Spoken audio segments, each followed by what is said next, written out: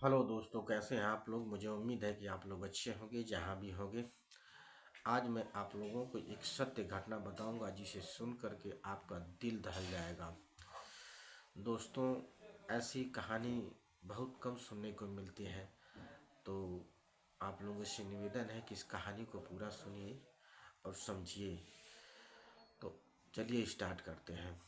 तो एक गांव में दो भाई रहते थे। बड़े वाला भाई का नाम रामू और दूसरे वाले भाई का नाम श्यामू।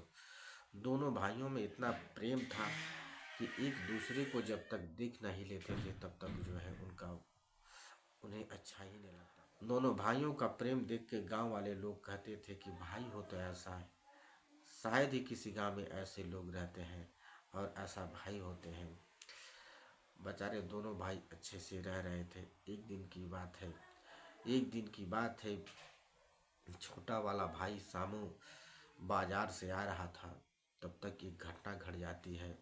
घटना क्या घटती है कि गाड़ी वाले ने उसका एक्सीडेंट कर देता है और एक्सीडेंट के दौरान उसका बहुत ज़्यादा हाथ पैर टूट जाता है और ब्लड निकल जाता है।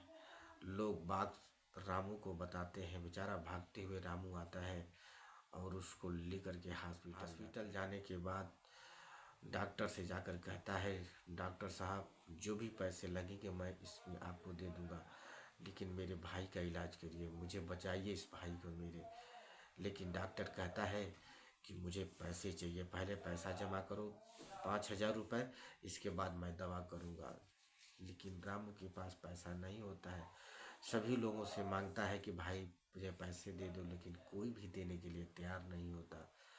तब रामू क्या करता है, कहता है डॉक्टर साहब आप इलाज करिए, मैं पैसे लेकर आता हूँ।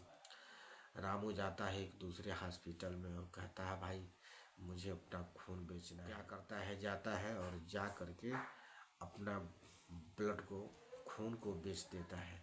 वो और उसका दोस्त मिल करके 10,000 रुपये लेकर आता है और लेकर आने के बाद डॉक्टर को 5,000 रुपये देता है। डॉक्टर इलाज होने के बाद रामू और शामू दोनों भाई अच्छे से रहने लगते हैं। कुछ समय के बाद दोनों भाइयों की शादी हो जाती है। जब छोटे वाले भाई शामू की शादी होती है तो उसकी बीवी जैसे ही आती है परिवार में, घर में, दूसरे ही दिन वह कहती है कि हम लोग को अलग दवा दर्पण कौन करेगा, इनकी इतनी तबीयत खराब है। और शामू को भी यह समझ में आ जाता है कि नहीं ऐसा ठीक है, और अपने भाई से जाकर रामू से कहता है कि भाई अब हम अलग रहेंगे। तो रामू ने कुछ भी नहीं, कहता है ठीक है, कहता है ठीक है भाई, जो तुम्हें समझ में आए वो करो। करता है कि पूरे घर का कागजात, खेत बाड़ी, जितना संपत्ति का ब्यौरा था वो एक कुर्सी पर ला कर रख देता है और दूसरे कुर्सी पर अपने बैठ जाता है। कहता है कि भाई इन दोनों में से तुझे जो लेना हो ले लो। एक तरफ मैं बैठ रहा हूँ और दूसरी तरफ कुर्सी, पूरे परिवार, पूरे कागजात है, पूरे संपत्ति का ब्यौरा है और एक तिजोरी की चाबी है। तो सामने गांव वाले भी लोग थे। तब तक उसने क्या करता है कि जा करके जो संपत्ति का ब्यौरा है उठा लेता है। तब तक रामू का दोस्त जो रहता है, जो साथ में उसका ब्लड निकलवाया था, ब्लड बेचा था, इसके लिए खून को बेच दिया था, वो तब तक आ जाता कहता है अरे मूर्ख, अरे बेवकूफ, जिस भाई को तुम अलग कर रहा है वो भाई भाई नहीं है, तेरे लिए अपने खून को बेच दिया है।